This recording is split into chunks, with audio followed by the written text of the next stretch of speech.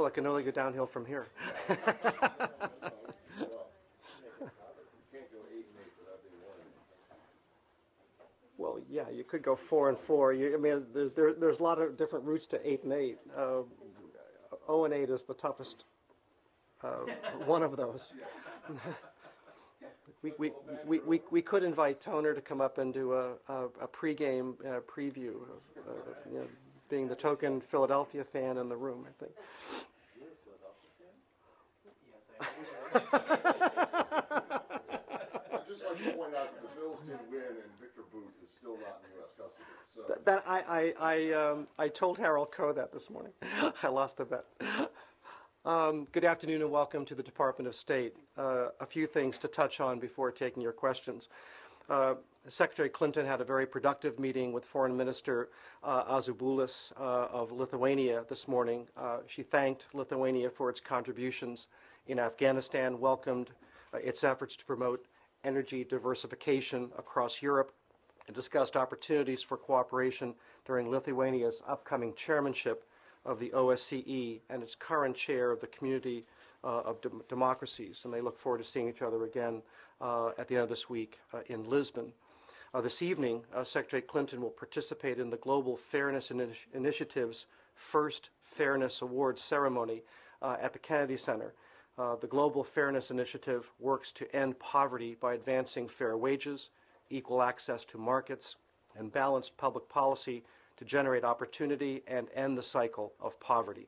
She will present the Fairness Award to Ela Bhatt, the founder of the Self-Employed Women's Association in India, which has helped more than 1 million women in India gain access to opportunities for themselves and their families. Turning to Sudan, Special Envoy Scott Gration has returned to the United States, where he will join Secretary Clinton in New York tomorrow morning at the UN Security Council ministerial meeting on Sudan. There, Secretary Clinton will deliver remarks on U.S. support to the parties with only 55 days remaining until the Southern Sudan referendum. The parties continue to make progress on preparations for that referendum. We were pleased to see the start of voter registration today. This is an important milestone made possible by the hard work of the Southern Sudan Referendum Commission, the CPA parties, and the international community. The start of voter registration moves the parties closer to meeting their shared goal of conducting a peaceful, on-time referendum that reflects the will of the people of Southern Sudan. The discussions between the parties on Abyei and other outstanding issues have recessed briefly for Eid and will allow northern leaders to participate in the Hajj. The parties made considerable progress in the talks last week and reached consensus on principles to resolve a number of issues, including border demarcation, security arrangements, and economic cooperation. We continue to press the parties to make the tough political decisions that are necessary for peace and look forward to renewed dialogue next week. Turning to Egypt, the United States remains committed to supporting free and impartial elections in Egypt.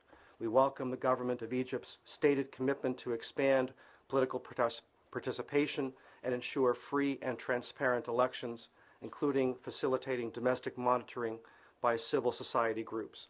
The candidate registration process for the November 28th People's Assembly elections closed last week. In keeping with the Egyptian government's commitment, fair and transparent elections would include peaceful political assemblies throughout the campaign, civil society organizations freely promoting voter education and participation, and an open media environment that offers balanced coverage for all candidates. In addition, an open electoral process would include a credible and impartial mechanism for reviewing election-related complaints, a domestic election observation effort according to international standards, and the presence of international observers. And finally, before taking your questions, this morning, as you know, we released our Open Doors 2010 annual survey report, but among other things, it noted that the number of international students at colleges and universities in the United States increased by 3% to just shy of 700,000 students during the 2009-2010 academic year, which represents a record high number of international students in the United States. And this growth was driven mainly by a 30% increase in Chinese student enrollment in the United States to nearly 128,000 students. They now account for more than 18% of the total international student population. But rounding out the top 10 would include students from India, South Korea, Canada, Taiwan, Japan, Saudi Arabia, Mexico, Vietnam, and Turkey. PJ, this morning the Secretary was asked, but she didn't really respond to the point of the question, I think. She was asked about whether the administration really believes that 3 months is enough time to make enough progress on the borders to keep the Palestinians involved, or to keep the peace process alive. I'm just wondering, why does the administration think that 3 months is enough time to get enough done on borders? And Matt, all I will tell you is that we remain intensely engaged with the parties to try to get them back into negotiations. As the Secretary said, only through these direct negotiations can the parties reach an ultimate agreement. It does remain our view that an agreement can be reached within a reasonable period of time. As you know, when the process started, we said this could be accomplished within 12 months. Hard to say at this point, given the delay over the issue of settlements, where we stand on that clock. But the first step in the process is to get them back to the bargaining table. Once we get them back to the bargaining table, we believe that both sides then have the ability to move forward. Not going to predict at this point, what that strategy would be specifically, but we can't get to an agreement unless we get the parties back in negotiations. Once we get them in negotiations, then we think that progress can be made. Again reinforces to both of them that there's value in staying at the table, staying engaged, working through the tough issues, and reaching an agreement. Yeah, but that still doesn't answer the question of why you think that 3 months is enough time to get something, to get some kind of progress on borders done that keeps the process alive. Again, I'm just emphasizing that our first step here in the process is to get them back in negotiations. Once we get them back in negotiations, we'll have a better view of how to get from where we are now to an ultimate agreement. Well, I guess I just find it a little hard to believe that you don't think that you're going to get them back into negotiations. Surely you have some plan after negotiations resume, yeah?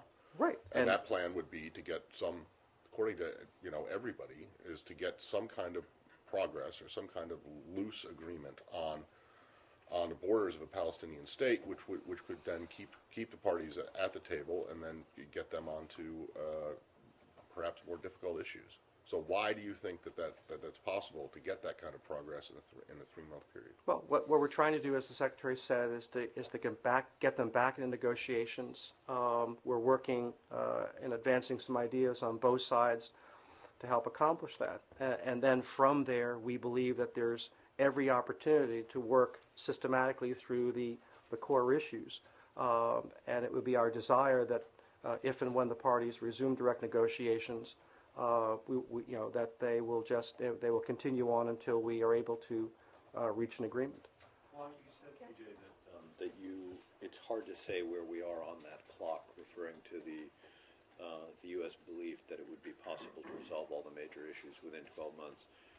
Why is it hard to say where you are on that clock? I mean, that clock began in August when you said it, and it ends presumably in August of 2011. So, and if we get to, our point is, if we get to August 2011 and we need a little more time, to get this done, we'll take that time. But what we said at the outset of this process was that we believe that an agreement can be reached. We haven't changed our view. There's sufficient knowledge about the issues at the heart of the process. We fervently believe that these can be worked through and arrive at a just agreement that meets the security needs of Israel and the aspirations for a state for the Palestinian people. By the end of August 2011. Well, That's still like I your say, I'm belief. just saying we have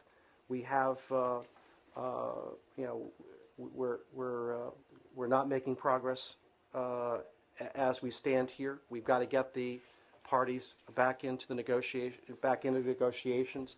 Then we can see once again, some forward motion. So I can't stand here and say, do we have to reset the clock to September or October of next year? We at the start of this process, we felt that an agreement could be reached within 12 months. We still think an agreement can be reached if it takes 12. If we can do it in 12 months, that would still be our goal. If it takes a little while longer, because we have experienced this delay, but our point is you can't get to an agreement unless the parties are into negotiation. And then once we get into the negotiation once again, then we would hope that the parties will advance systematically through the core issues to an agreement. We certainly aren't working through these things with the idea that we're going to face the same challenge weeks or months from now. We want to get them at the table. We want to get them to stay at the table, work through the issues, and get to an agreement. That remains our goal. But do you think if they get back to negotiations, they should start with the issue of the borders? Well, borders is a critical issue. It's not the only one. Yeah, but it's the one which gets Well, the again, negotiations. as I tried to say to Matt, I'm not going to stand here and kind of outline what our negotiating strategy is. It is up to the parties, to work through these issues.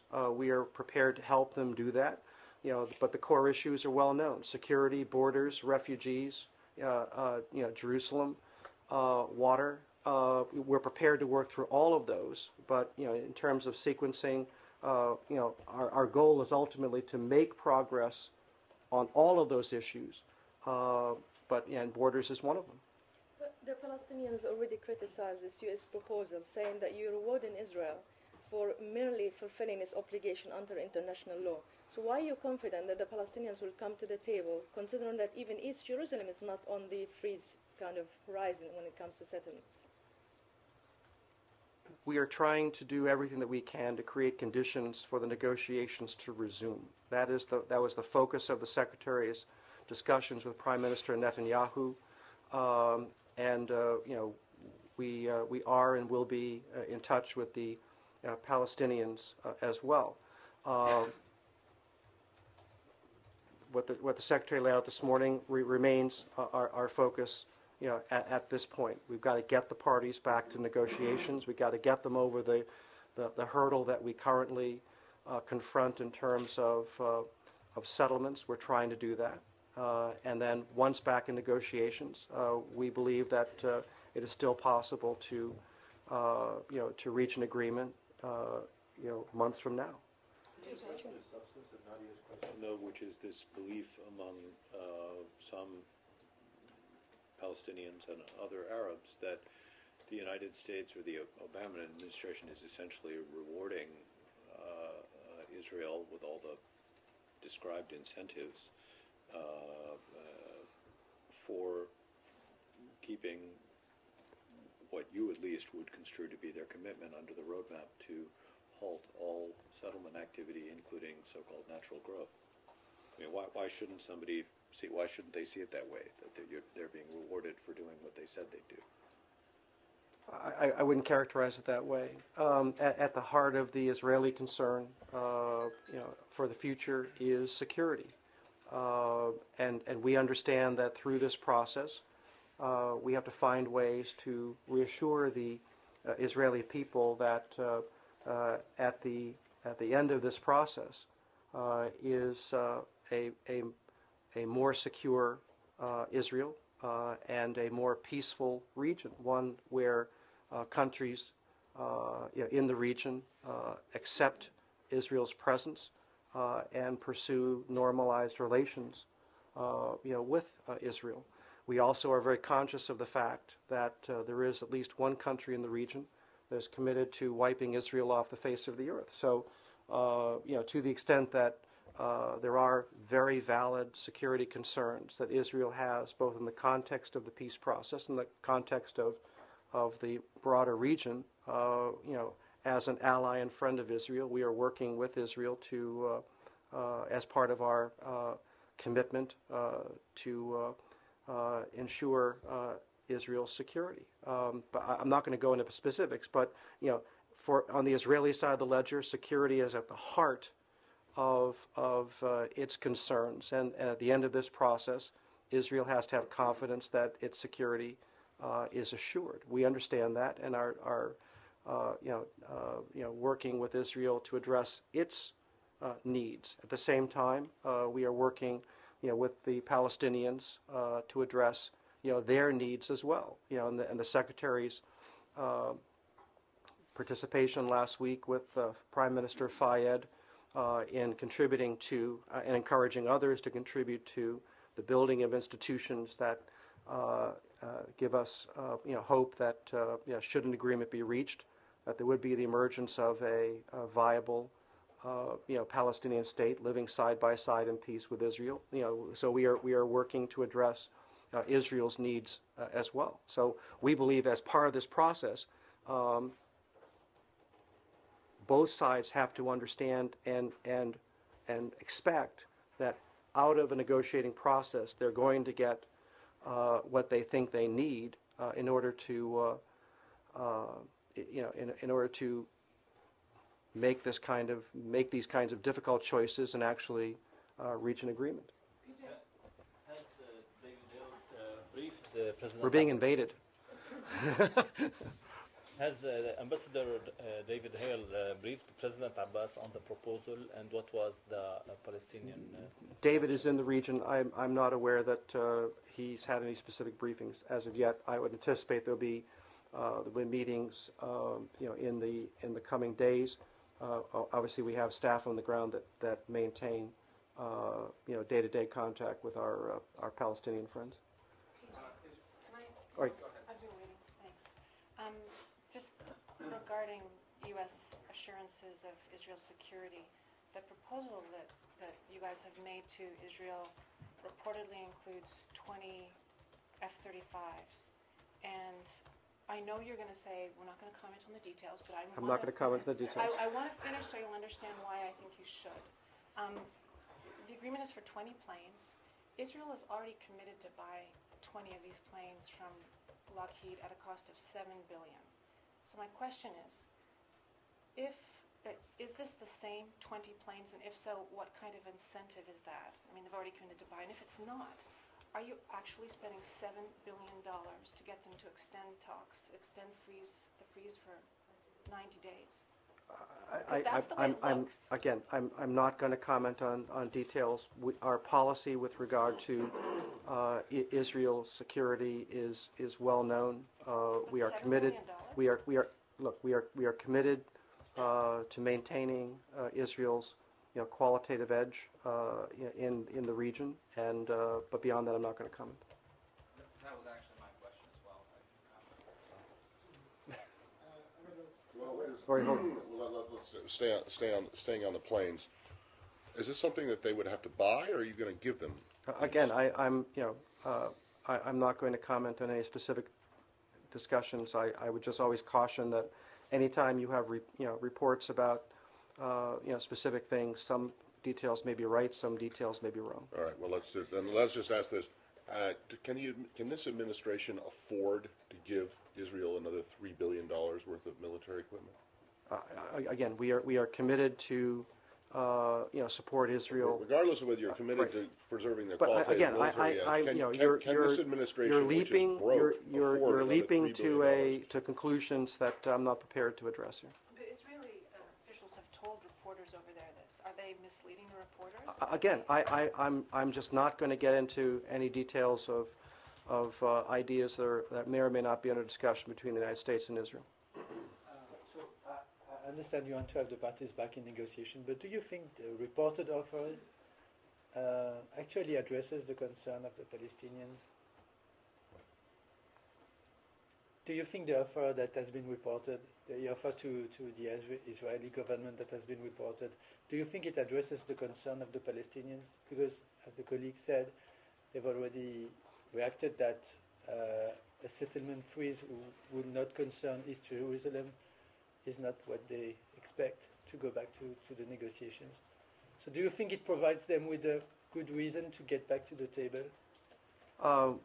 We absolutely believe that the Palestinians and the Israelis should return to the negotiating table, and we are trying to create conditions on both sides that enable that to occur.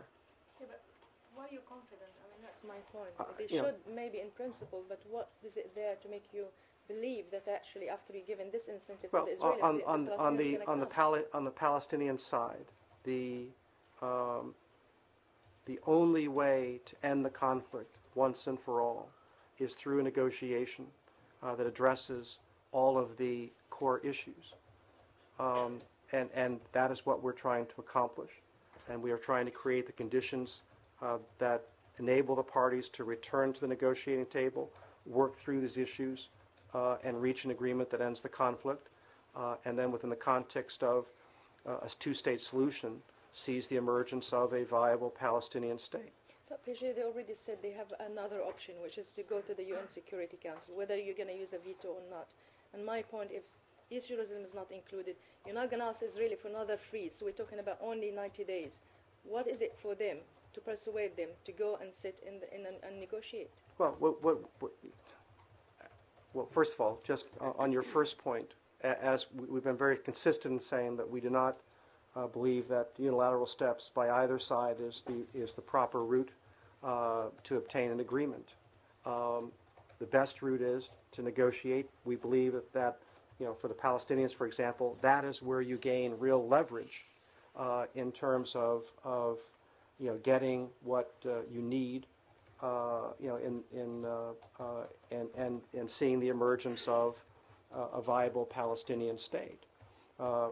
This is our fervent view. The negotiating process is the best route, to Palestinian statehood, and that's a case that we have and continue to make, to the Palestinian Authority. Sure. India. PJ, as for a recent trip of the president to India, he got a lot of clappings when he was addressing the Indian Parliament and either support or endorsing the UN Security Council seat for India.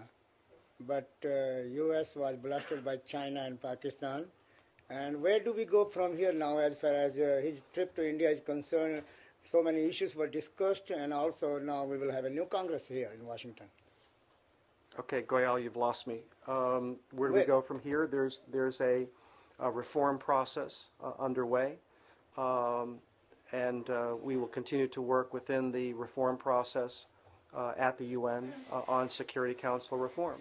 Our focus is making the Security Council, effective and efficient, and as we've stated publicly, we believe that as we go forward with reform, it's hard to imagine a viable Security Council in the future without the participation of India. When was the first time you had you informed India in advance, or China, or any of the 5 members of the UN Security Council that US is going to, or President is going to announce the seat for India while he's in India? We did inform certain countries before the President made his announcement. So on the issue of Security Council reform, is that it? You will support Japan and India, but you won't support anyone else, like Brazil, Germany, others? Well, as we've said, there are in envisioning a larger and more effective Security Council, there are a number of model countries that could make significant contributions within the Security Council. Japan is one, Germany is one. There may be a larger list than that. Well, but are you willing to support other countries, or is 2 the limit? I don't think that at this point we have a particular number in mind. Just a follow-up on that. These are all statements. Are you planning to do anything? Because in New York, at the UN, they say the US is sluggish. So are you let me chalking get out this any? straight. So there's various times where we're accused of dictating to the world, but but in this particular case, there is a collaborative process. There are 5 permanent members of the Security Council. Eventually, consensus will have to be reached among the 5. You know, we get a vote, and we have indicated publicly, you know, a country or countries that we believe, you know, should be strong candidates for Security Council representation. Beyond that, we will work affirmatively and aggressively within the UN on this, but we recognize that this is a process that is going to take some time. The United States cannot snap its finger and dictate, you know, Security Council reform. So it is not an empty promise. It is not an, you know, I mean, again, you have permanent Security Council representatives, and we have committed a vote to India as part of this process. There's another question. In view of this latest developments in Burma, are you planning to lift the restrictions, any changes in the foreign policy? Well, we have a strategy with respect to Burma. It involves engagement, and we will continue to engage Burma, but it also involves sanctions. And, you know, there are things that we want to see in Burma. We want to see the emergence of a genuine civil society. We want to see the emergence of a broader, you know, political process. You could see over the weekend in the public response to the release of Aung San Suu Kyi, you know, that the Burmese people yearn for a different kind of society, an opportunity to participate in the future of their country. And it will be important for the Burmese leadership to recognize that desire and to find ways to support the people of Burma. You know, so you know, and we'll be watching carefully to see how the government of Burma responds to Aung San Suu Kyi's release. There have been times in the past where she has been released for a period of time, and then you know, only to have restrictions imposed upon her again. We don't want to see that happen. She has said publicly that there are no restrictions, you know, placed on her. Our charge in Burma has had a meeting with her already, as you know, along with the diplomatic corps. The Secretary of State has sent a message to her, and you know, we will be engaging her going forward to learn more about how she plans to you know, to rebuild the NLD. Who do you think was instrumental in getting this? I'm sorry? Who do you think was instrumental in getting her release? Well, you know, I believe that the steadfast international attention and pressure, you know, over time, convinced the leadership in Burma that it had no choice but to release her when her sentence expired. Can you not rule out removing any of the existing U.S. sanctions on Burma solely as a result of her release? I mean, you guys for years have been very consistent in saying that she and all other Burmese political prisoners should be released. The president's statement issued over the weekend said now is the time for all political prisoners to release, not just one.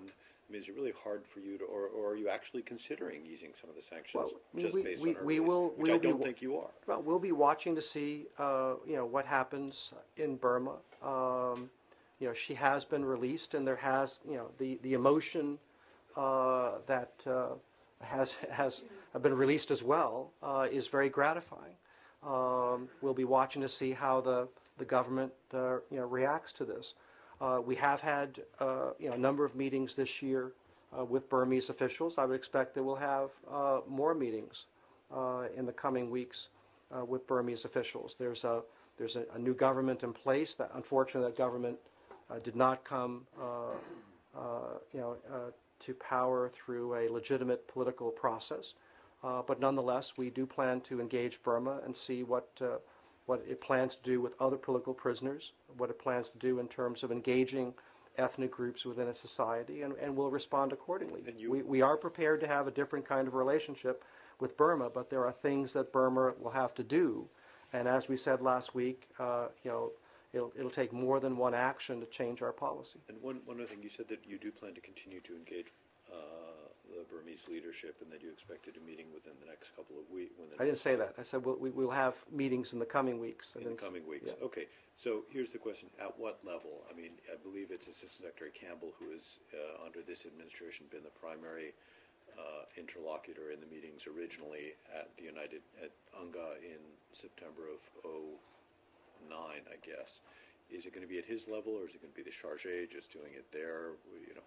Well, to have an effective conversation, you need to have engagement, from both sides of the equation. So, we have had meetings with Burma. We're interested in having more meetings. Now that they've gone through this electoral process, we'll see what the government in Burma wants to do. Let me just follow up. This may be the first time since she had won election in 1990, or her Democratic Party, to see the sunlight in a free Burmese society. Now, she was released after the elections only, not before elections, because they were afraid that she will win again, or her Democratic Party. Now, as far as her commitment to engage with the journals and to be the part of the process in Burma, what role do you think U.S. is playing to bring her back, or her party, to be a Democratic Party or Democratic government in Burma? Well, I mean, this is for Aung San Suu Kyi and others to determine, what kind of relationship they want with the government, what kind of civil society they'd like to see emerge. We are supportive of a robust civil society. We're supportive of an open political process. Unfortunately, the election that just took place in Burma was by no means an open political process. So we would like to see, fundamental change happen in Burma. We think that the gestures that Aung San Suu Kyi has made to the government to have dialogue is very constructive, and we hope the government responds to that. Are you ready to declare election is a sham, or is not under the international? Well, we've already said that. Yeah. Have there been any developments in terms of Iran accepting this December 5th date for new talks, and has there been any progress on finding a venue? I'm not aware of a response to date to the EU letter to the Iranians last week. Do you have any comment on the report? North Korea is building a light water nuclear reactor. Well, North Korea has obligations. It has stated in the 2005 joint statement that it is committed to denuclearization of the Korean Peninsula. We expect North Korea to live up to its international obligations. As it does, we are prepared to have conversations with North Korea about its long-term requirements. But first and foremost, North Korea has to live up to its stated commitments. Hold on. I have a quick question about the Secretary's foreign travel this week. Just wanted to know if there's any more details on her agenda. Actually, I think at 11 o'clock tomorrow morning, we'll be having a briefing with Assistant Secretary Phil Gordon to work through her travel, and in particular to help tee up the Lisbon summit. Given reports that cholera continues to spread through the country, are there any plans right now of sending additional American supplies or personnel? Well, on the one hand, you, as we anticipated, you are seeing an increase in the number of cholera cases. By the same token, even though tragically the death toll is rising as a percentage of the mortality rate, as a percentage of the number of cases identified, continues to go down. It is still higher than we'd like, but we think through the work that we are doing with the international community, including the Pan American Health Organization, procuring and distributing medical and sanitation supplies, increasing the number of cholera treatment centers across the country, and the public health campaign that is going on in Haiti and includes active participation by Haitian leaders, including President Preval. This is the way to best manage the cholera outbreak in Haiti. It's a very treatable disease, but we will be working aggressively with Haiti because once cholera has emerged, we understand that the disease will be in the country for a number of years, and we will have to continue to take a number of steps over a sustained period of time to contain and ultimately eliminate the outbreak.